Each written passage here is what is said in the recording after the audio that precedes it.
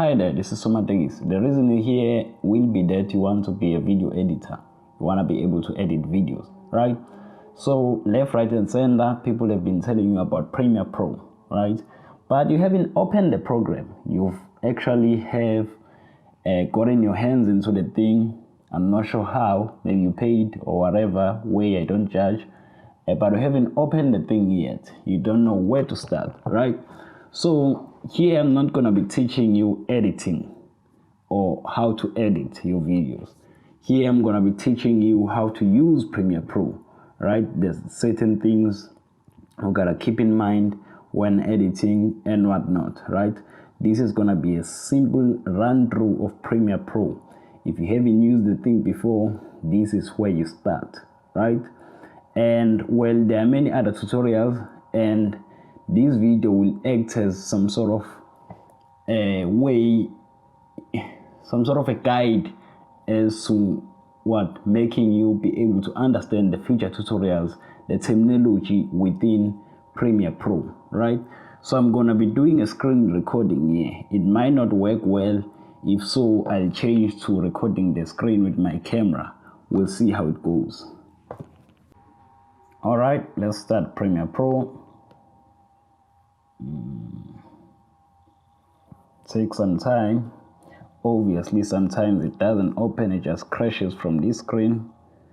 But there's a topic for another day, right? So, Premiere Pro, it's open now, right? As you can see, what faces you is this option to create a new project, open project. Those are the previous projects you've worked on, these ones here and whatnot, right? Usually I don't use this screen, usually it's not here, so you can just turn that off. How I work is from this side, right? So you select, let's see if you see recording. Okay, so you select file, new, project. That's how I use this thing, right? And then let's open a new project. To title the project Premiere Guide, right?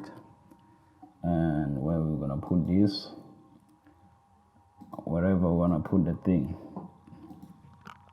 Premiere Guide, right? Select folder, and well, you don't touch the others for now, right? Obviously, if you're using a laptop with lower specs, you might wanna get into this thing of knowing how to use proxies, right? I use them in the beginning of my editing career and whatnot, but let's not talk about that for now because it's gonna be confusing, right? And then we're in, right?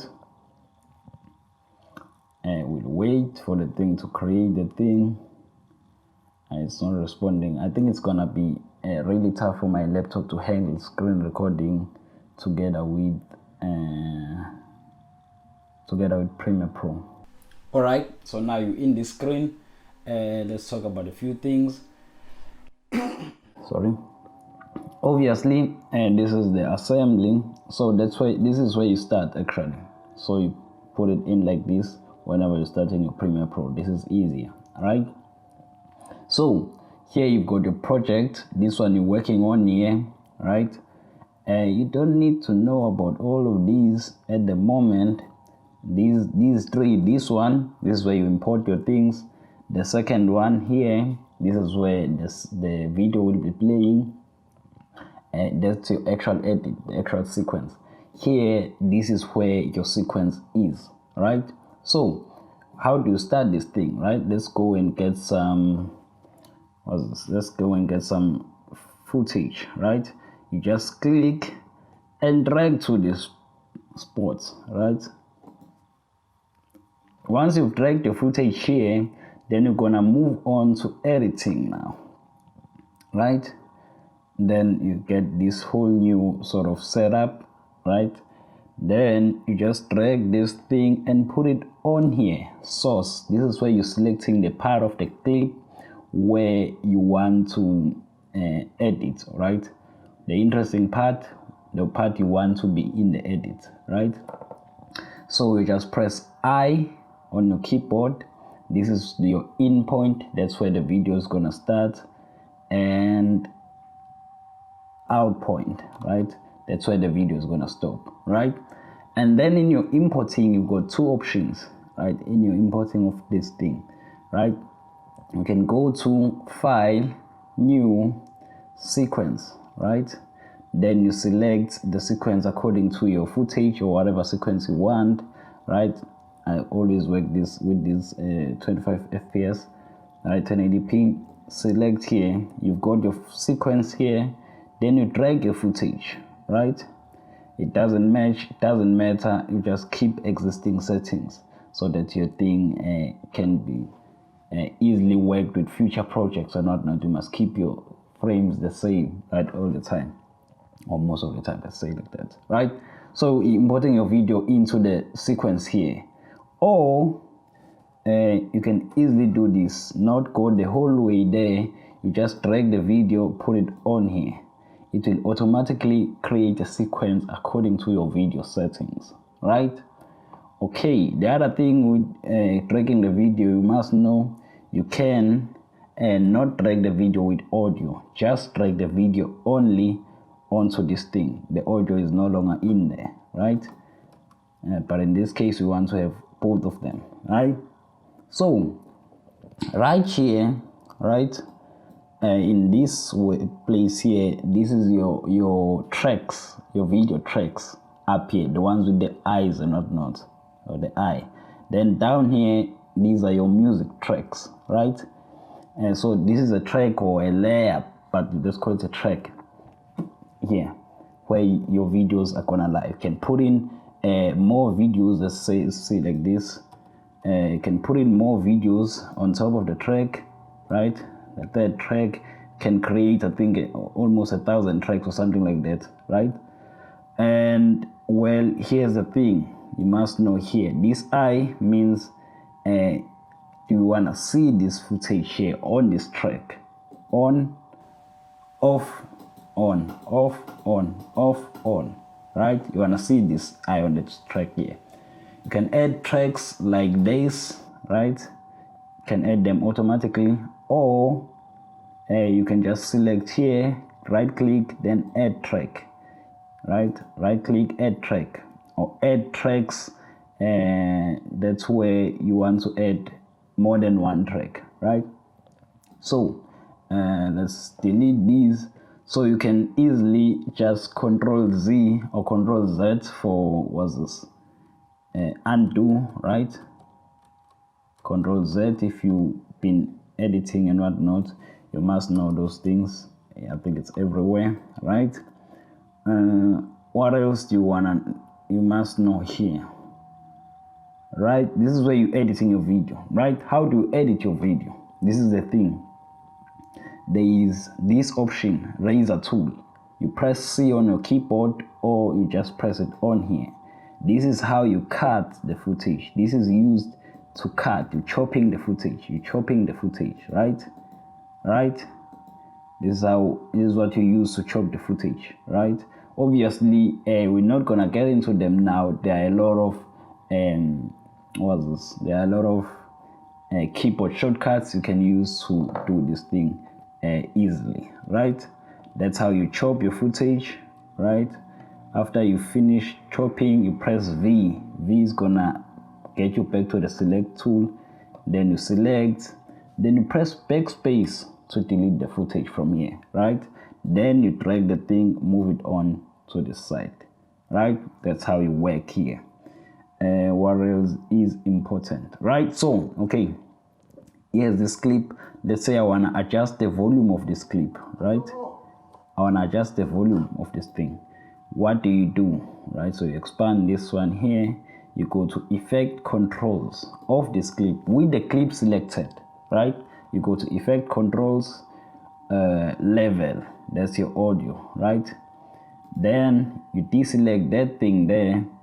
Then you increase the volume or you decrease the thing, right? Let's say you want to increase or decrease the volume gradually. That's where you turn the thing on. This thing is called keyframing. It's key frames, right? Frames that are important, frames at which things start happening or stop happening, right? Let's say you want to start at negative 2.9, and at the end of the clip you want to have the volume all the way up, right? So as time goes on playing with this clip, it's gonna keep on increasing the volume, right? Keyframes, that's what keyframes are for. Frames that are important, frames within which things start or end or stop happening, right? Same thing with the video wise position. You can move the video left, right, and center, or you can use a keyframe. Let's say you want to start with the video here, but as the video progresses or goes on, you want to have it that place, right? So as the video moves from that frame to that frame, it's gonna keep on calculating the numbers. The important concept here I need you to grasp is the concept of keyframes, right? Keyframing, right? And then what's the other thing? With Premiere Pro, it crashes a lot. That's what you must know. So all the time, you must keep on pressing Ctrl S all the time. After you've done some few edits, Ctrl S. Although there is an autosave, you can't rely that much on that thing. Always press Ctrl S for your saving, right? What else is important, right? Also, I didn't talk about the mute here. So on your thing, on your music tracks down below, there is mute. There is this key here, it's locking, right?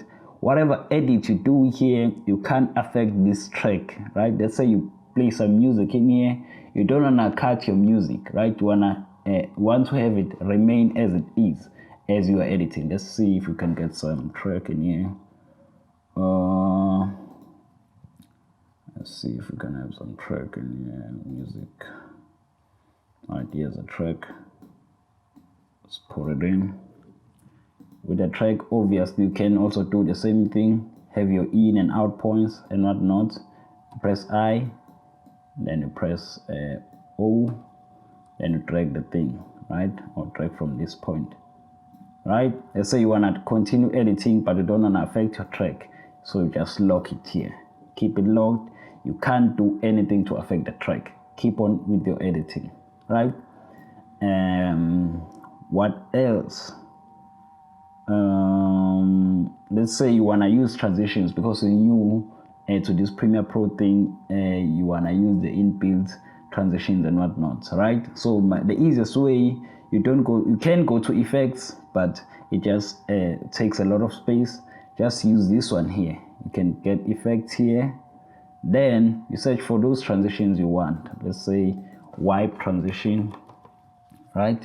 Then you just click and drag video transition, whatever, and put the thing in between the things. You know, it's been a while since I've used transitions. I'm no longer sure how it works anymore. Okay, let's drag this here and think. I'm no longer sure how it works now. Transitions. If you're gonna be a videographer, you're gonna like get past that very quickly. Transitions, especially the built-in ones, man, they're not really good, right? Yeah. Oh, this is how it works. It works. Yeah, just place it on the thing there. Drag, place it on the thing, and well, boom, you have a transition in that place. I don't want this video to be long. What else I didn't cover? What else did I not cover? All right. Okay, so this right here, oh, this is important. I'm not sure why I didn't cover this. So Premiere Pro, it takes a lot of takes a lot of space, RAM and whatnot, right? Takes a lot of processing power on your laptop. What you're gonna want to do when you're editing, you're not gonna want to edit the video at full quality or at full resolution. This here, select playback resolution. You select the lowest possible number here. 1/4, it means it's playing at a quarter of the quality or the original quality, right? That's what you do. 1.2 or full quality, which I do not recommend unless you finish the one, see the actual thing, right? Play it at 1.4. This is how you zoom in to the thing. You'll use this a lot when you start learning about masks, right? Right now, no. You're not gonna do anything with masks anytime soon, right? So that's the thing. So say you wanna see the video in full screen, just double click here. It's sort of full screen. It's not the full screen you used to, but sort of full screen. Double click back again. Let's say somehow you've messed up this thing. You've messed up your arrangement of these things. Everything is messed up because now you're new to this thing and you don't know what's going on. So what you're gonna simply do is go to Window, Workspaces, Reset to Saved Layout, right? It's gonna turn back everything to the way it was, all right? What else? Extend the thing from here, or let's just Control Z. Yeah, leave the audio here. You wanna relink those? Okay, unlinking, right? Deleting the audio. When it's here, it's Control L, right? You've unlinked the audio, so it means you can delete the thing. Right now, I've relinked it. Unlink, Control L, Control L, select both, Control L, relink, right? So, what else? So you say Control, no, right click, speed and duration. If you wanna increase the speed of your video, right?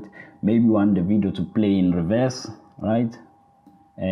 Whatever. Let's leave it at 100. You want the video to play in reverse, just play reverse speed. I like to change the thing to optical flow, then press OK. The video will play in reverse now, right? And let's turn that off, right? What else? Let's say you want to speed the video up, right? Just speed 500%. Then ripple edit, shift the if let's say okay, let's say 5,000% now. It's gonna be too small, damn it. Let's say 500%, right? Why it doesn't work? But that's how you I think my laptop is closer to crashing now, but that's how you increase the speed of the video, right? And these options here, your reversing speed here, that's when you're playing it in reverse. Ripple edit, shifting trailing clips. This means that if let's say there are other clips this side and you increase the speed of this one, if you're increasing the speed, it means you're gonna decrease the time it takes to play that link, that video. It means the video is going to be like this. So if you have that option selected, if you increase the speed, it will automatically push the other clips to fill in this space. That's that option there. What else is important here? Oh, with your audio, right? You have an audio monitor this side, right? I'm not sure if I have the right to play this music. You have an audio monitor this side. You wanna make sure it's not on red. If anything you're playing there peaks or gets to the red part, it means it has peaked. Peaking is not a good thing. You don't want to have your audio there. So if you have an audio clip peaking, we just simply go to effects and controls, levels, and decrease the levels of your clip to the point where it doesn't get to that red. That's the audio thing there, right? What else? Here's one more advice. This can be a bit more complicated, but it's easy, right? Let's say you want to have music playing underneath a clip, and within that clip, within that clip, within that clip there is a dialogue, right? You want to have music playing, but soft music in the background. What do you do, right? You go to effects. I don't like using effects, but here it's mandatory. You go to effects, you go to essential sounds, you go to dialogue, right? You've selected the clip as dialogue because there's someone talking there. You want to have that audio, whatever talking there, you want to have it on, right? You want to have it be the main thing. Then you select your music, right? You say that it is music. Then there is an option to do something called darkening, right? Darking means as soon as the music gets to this clip, it's gonna turn down the volume. So here you select the amount with which you want the volume to be turned down, right? I always go to 20s, 30s, and then generate keyframes, right? Generate keyframes. Okay, just done the thing already. So at this spot, the music will go down and the clip or whatever you want to hear from there is gonna play on loud. All right, you don't want to increase the clip volume from here, just use that thing. And yeah, you don't want to know about the edits of this thing as of yet, right? Those are the basic things. I think with those, okay. With color, right? Color is a different and complicated topic. We're not going to cover it today, but that's what you do at the end of your thing. You keep on adjusting all these things. And this is the final stage of your clip, of your editing, right? We're not going to talk about it now, right? And graphics, well, graphics deal with text. If you want to add text, you select this C here, then you write something. Premiere, let's say cinematography, right? Then maybe you want to change the font and play with the other things here, the fonts here. It's gonna take a while. I'm recording and I have a lot of fonts installed here, but you select the font from this side, right? There's a font I really like, this one, right? Then you select the color and whatever you want to adjust for the font. Then you move it here, place it in a position where you want it placed, right? Yeah, that's the thing. And I think those are the basic things you need to know in order to begin your editing journey. All right, future me here, there is one part that I forgot to mention, right? And that is taking out your video off of Premiere Pro, right? You're taking it out, there's two options, right? The normal one is file, export, and then media, right? Wait for it to get here, or just simply on here on the timeline, press Control M. That's the easiest option. That's the one I use, right? So what is happening here? You're selecting how much quality do you want your video to be, right? And so go to video, match source. It's gonna be the quality that you placed on your timeline or the video you dragged, right?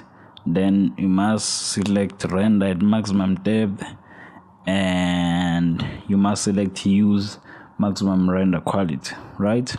And then the other thing is the target bitrate, right? Bitrate means the amount of megabits per second on your video, the quality, right? Obviously you can't put the bitrate that is bigger than the initial video, the original video. So what you can do is easily go to the video, right? Let's just go to any video here and then press like this, go to properties, and what is this? Details, total bit rate. You see this video is 58,000 whatever, 880 kilobytes. That is what, 58 megabytes or megabits per second or something like that, right? You can easily put 58 here, right? But this would be dictated by which site you're gonna publish this video, right? Obviously, if you're gonna publish on YouTube at 1080p, you're gonna use 40. You can always check this out. It's different numbers for different sites, right? And then the other thing is to make sure your video format is H.264, right?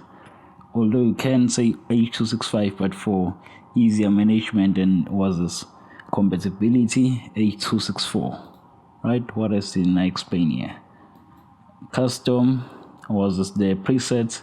You can easily select the ones given here, although I do not trust them, but you can easily select them as well. I think they will work fine, right? Select the site.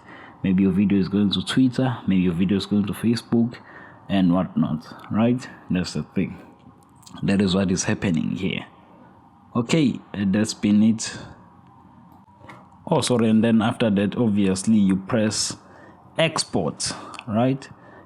For Q means queuing this thing in Adobe Media Encoder. If you happen to have that, press Q. If you don't have that, press export. Then select the folder and the export will start, right? Okay. Right, as you go on, you're gonna start being curious about other things, and well, you're gonna learn them. There's a lot of other tutorials, but mine, I think mine are better. Or you like me, you must know me if you're watching this video, right? Okay, yeah, that's been it. So my thing is, hopefully this was helpful and it sort of took away any sort of doubt you had in terms of or any fear you have in terms of the editing process, right? Made the process easier, right? A bit more familiar. That's been it. So my thing is, I'll see you in the next one. Get into this habit of editing, and yeah, we're gonna be friends. That's it. See you in the next one. Peace.